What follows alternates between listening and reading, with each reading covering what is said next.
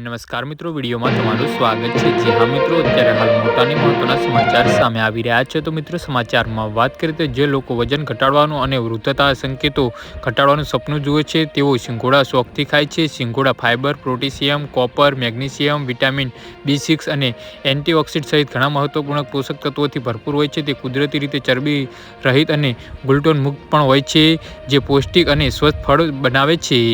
જી હા મિત્રો, અત્યારે હાલ મોટા અને મહત્વના સમાચાર સામે આવી રહ્યા છે। તો મિત્રો, સમાચારમાં વધુ વિગતવાર વાત કરીએ તો સિંગોડા શિયાળામાં સામાન્ય રીતે ખાવામાં આવતું ફળ છે। જો કોઈ વ્યક્તિ પહેલાથી જ શરદી અથવા તો છાતીમાં કફથી પીડિત છે તો તેને સિંગોડા ખાવાનું ટાળવું જોઈએ। આવું ન કરવાથી વ્યક્તિના સ્વાસ્થ્ય પર ખરાબ અસર થઈ શકે છે।